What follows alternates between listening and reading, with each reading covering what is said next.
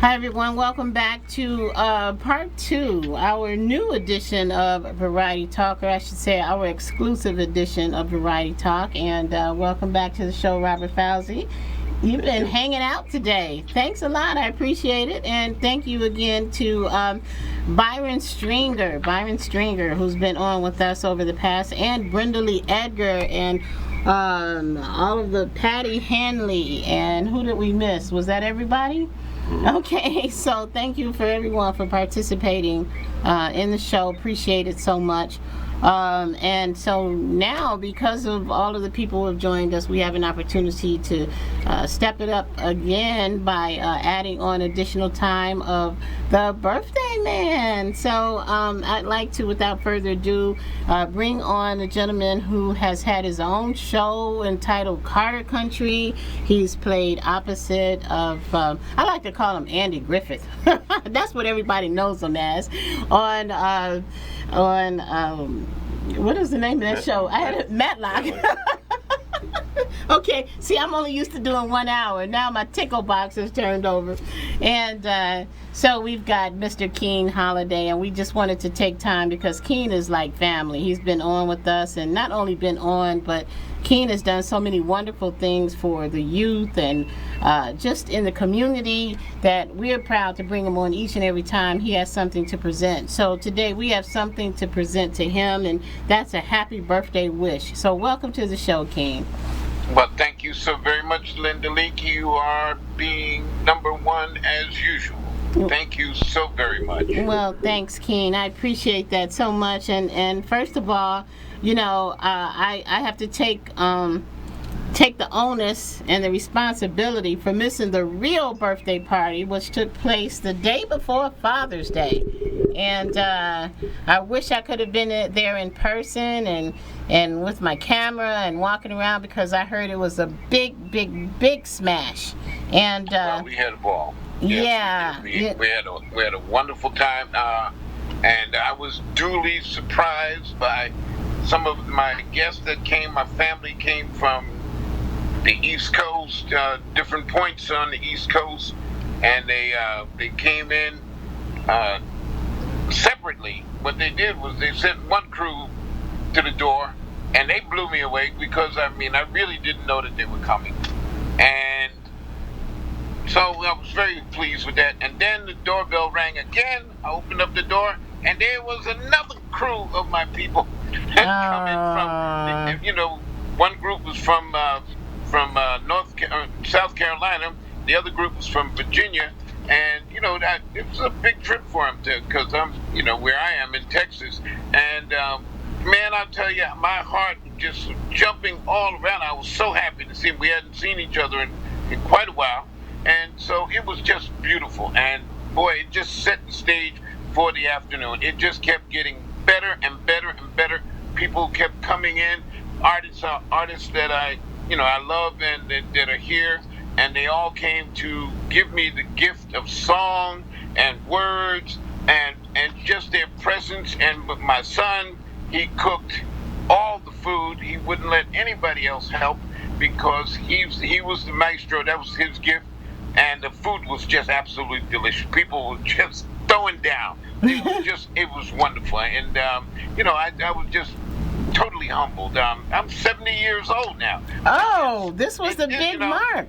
This is rare air here. Oh, my goodness. Because the last 2 years have been very difficult on my relationships with my friends. A lot of my friends have left on out of here to go seek the higher spiritual presence of God, and I get a little bit lonely. I go to some of the places in New York that I used to go with some of my best friends, and they're not there anymore. So yeah, it was getting a little lonely. But I am extraordinarily blessed. I have a 7-year-old grandson here that I am one of his mentors in his not only sports activities, but also in his general education about the world and history and writing, everything. We're elevating this young man, and his parents are doing a fantastic job with him.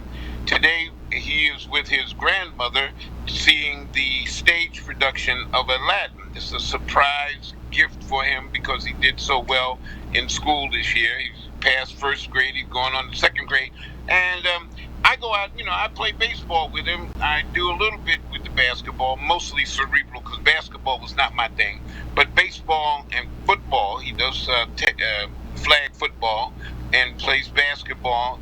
And his little team, his baseball team, the 7-year-olds, man, they just won their championship, the league championship. They had a playoff and everything. It was really high excitement, and he's done very, very well. It's a blessing when you watch your progeny practice something, do something, execute something out on the field that you have worked diligently with them, and watch them do it smoothly as though they absolutely know what they're doing. It just makes your heart flutter, and I'm going to tell you. Well, that's so awesome, because to hear, and especially with our conversation that we had prior to the show about how you've been out there really helping your grandson and his team and showing them ways of baseball that they've never even known before. So you're kind of giving them like the old school version, and they get old school, real coaching. Yeah, There's a couple other gentlemen who are grandfathers to children on the team also, who are baseball knowledgeable, I should say, and they have the same kind of passion. However, they can't get out on the field and run with them little boys and catch balls and all that like I can. I've been very blessed. God has really blessed me physically and mentally to be able to get out there and truly involve myself in their learning experience. Well, so it's been awesome. It's been an awesome time. Well, you know what? You hear the excitement, right? I've got someone in the studio that I haven't had the opportunity to introduce yet, but he has been giving us advice on financial planning. And as a matter of fact, I'd like for you guys to get to know each other as well before, somewhere before or after we hang up. But say hello to Robert Fauzi. Robert is with RW Consulting Company. Oh, hello. Hello, Robert. Nice to meet you, sir. Nice to meet you. I admire the way that you're doing with your grandkids. I've spent a lot of time myself on Little League fields, and youth football fields, coaching basketball. So I've spent a lot of time out there with my kids during sports. I understand where you're coming from. Yeah. It's good for us. It really is good for us. So it keeps our spirit high. And it helps, and it just helps them immensely. My dad was a veteran of World War II. He was a Navy man, and when he came home, he was not well. Okay, so he did not get an opportunity to see me develop during the years as I played sports. So I think it is all a blessing for me to be present whenever this little guy is out there playing. I mean, I just feel like God has given me an incredible gift to give him something and memories that he will talk about for years. He'll talk about when G-Daddy, you remember that day when G-Daddy went out there and caught that ball over his head? And he will have his lore. I told him that we are building his lore, and he will go through his life adding to that lore. And this part of his life is an important beginning and foundation of that lore. One of the things that has affected the African American in this country is that we did not have a lore that was viable.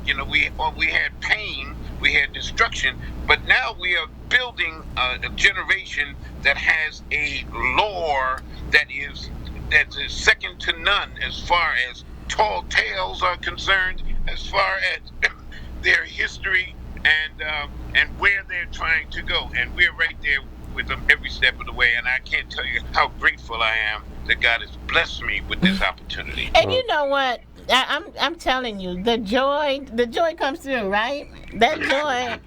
I mean, you are like on fire, and it's so nice to hear you so happy And first of all, I didn't know the number, so happy 70th, happy 70th, and that's just incredible that you've accomplished so much in these years of your life.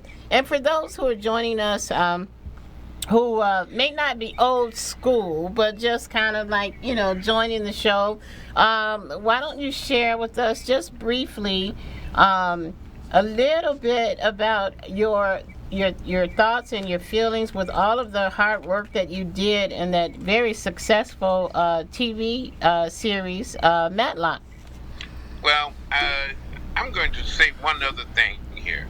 None of these blessings that I am describing to you about my current life would have been possible had not I become a sober living person. I have now been a sober living man for 33 years consecutively. Wow. No falls, no slips, none of the. See, my lifestyle has become that of a sober human being, and it has allowed me to live to this point that nobody, when I was younger, in my 30s, nobody thought I was going to make it past 35. But now, God has blessed me, so I'm looking at 70. It is like something that was so far away, but now it is a reality, and I am very, very humbled that God has given me the opportunity to do that. Now, about Matlock. Matlock was pure joy. It really was pure joy. Dean Hargrove, first of all, Freddie Silverman. Freddie Silverman was the head of ABC television when I got the job as Bud Yorkin's co-star on Carter Country. So that's where Freddie Silverman came to know me on my work with those 2 years that we did Carter Country.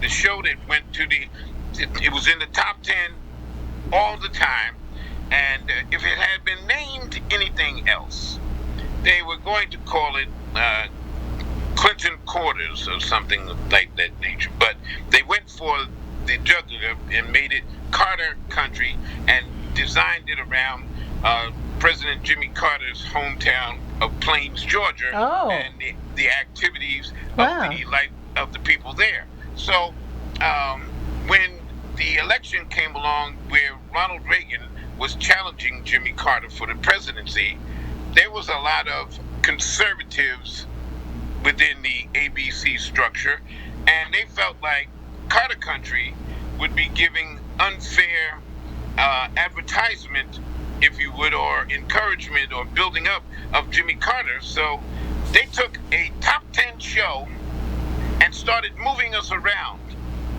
And what that does, that's the death knell of any television show. When people can't find their show on Thursday night at such and such a time, they stop looking for it. And that's when they pop the show back in on the schedule. And if the show doesn't do well when it comes in on that surprise appearance, then they say, well, look at the ratings. The show is not carrying ratings any longer. And that is how they killed Carter Country. Wow, how interesting. And that's how Freddie Silverman, he wasn't happy about that. I mean, it had never happened before in the history of television where a top 10 show had been pulled out of the schedule just because of a political situation. Actually, what it would have done was been enhanced, because the writers that we had on there, Saul Turtletop, Doug Arango, and Bud Yorkin, these guys were brilliant satirists, and they were going to take this thing. It was going to fly to the moon. So anyway, I walk into a room. They call me up. I'm over in a voiceover studio over in Burbank, California, that morning, and my manager calls up and said, "Can you get over to Century City by 9 o'clock?" And I said, "I don't know. I'm in the middle of I'm doing G.I. Joe, the voice. I did a voice of a character called Roadblock for 3 years on G.I. Joe, the original cartoon series. And so I said, they need you to get over there. She didn't tell me what it was or anything. Just get over to Century City. So I said, okay, this is good. I'll do this. And, I got in the car, had to go home, had to change clothes, clean up, and jet on over to Century City. I get there, and God help me right now. There is a gentleman, black gentleman, was one of the first big time casting agents for the networks in Los Angeles, and his name is not coming to me right now, and I apologize sincerely. Reuben Cannon. Reuben Cannon is his name, and Reuben Cannon was standing there. I said, "How you doing, Reuben?" He said, "I'm good, Ken. I just want you to just go in there and be yourself. Just take it easy. Just go in there and do what you do." I said, "Okay, I'll go in there and do what I do." So I walk in there, and there's Freddie Silverman. "Hi, Freddie." Freddie's like, "Hi, Ken. Good to see you again." I said, "Yeah, Freddie." And I didn't talk any old business. I just went in there, and they had me read aside, and there was another gentleman there, and that was Dean Hargrove, and I had never met Dean before, but I knew that he was a writer of many, many, many, many big time shows. So I read, and they thanked me. I went back to my studio over in Burbank, going back to the studio because I had to go make my money for that day and finish my assignment. When I get back over there, they say, "Ken, they need you back over in Century City by 4 o'clock." That's the call. That was the call. Yeah, that was the call. So I go back, right? I go through the whole thing again, pretty much. Change my shirt and everything because it was summertime and everybody's sweaty and everything, and I was all excited. So I go back over to Century City. I'm out in the out of the room, and there's all these guys that are like my age now, sitting around me. I'm the only young guy there, all right? And there's a couple of other African American gentlemen that I knew, and there was a couple of Caucasian gentlemen that I didn't know, but I had seen their work on before. So, I'm like, why am I here? Got all these old guys here. Anyway, I go inside the room, and there is Andy Griffith now is sitting in there with Dean Hargrove and Freddie Silverman. And I'm like, oh my God, yeah, this is the deal here. I got it now because I had read the script now by this point in time. Now I understand what's going on here. So I read with Andy, and Andy's like cool, and I'm being cool. Everything, Andy's cool anyway. They say, "Well, thank you, Ken," and I said, "Thank you very much," and went on about my business. Went on home. There was no more voiceover work that day, so I went on home.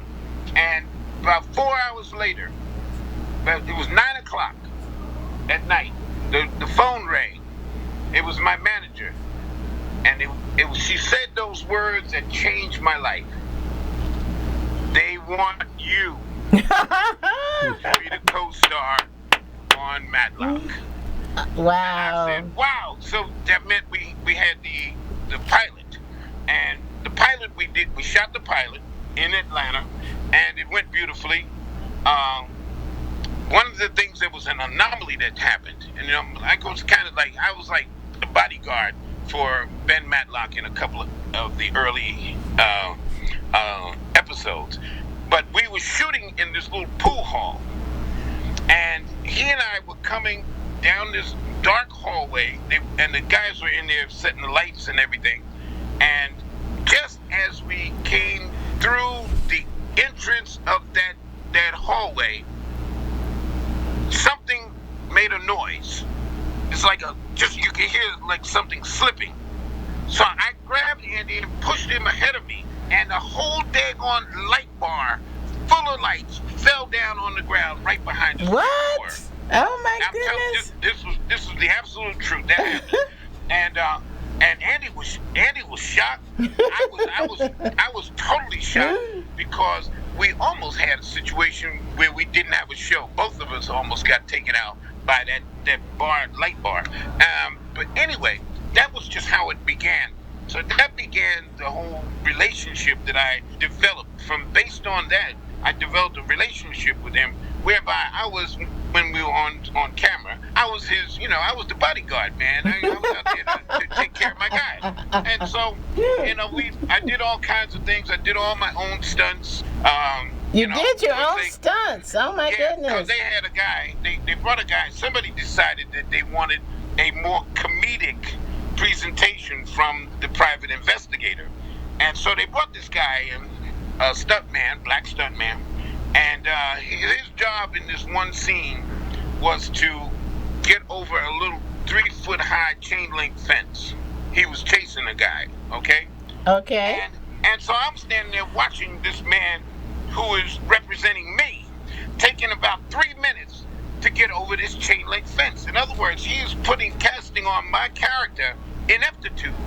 I'm an athlete. I'm a University of Maryland college football player. I was a baseball player, a wrestler. I was a track star. Oh my goodness. An athlete. Do you understand? And wow. This Joker is making me look like an ineptitude. So I said, come here, young man. And I said, you stand over here. Let me show you how you do this. And I did a vault, a gymnastic vault, like you see those guys on the pommel horse. Right. Vaults. Right. I did a vault over the fence and shot on down the street after this guy, and that changed everything. That was the end, pretty much, of that man's stunt work for me. Because his after career. that, I didn't trust him. I didn't trust anybody to do it like I would do it and make it have some pizzazz. So that's how that kind of thing on that luck. And well, I'm gonna cut you right there because we gotta take.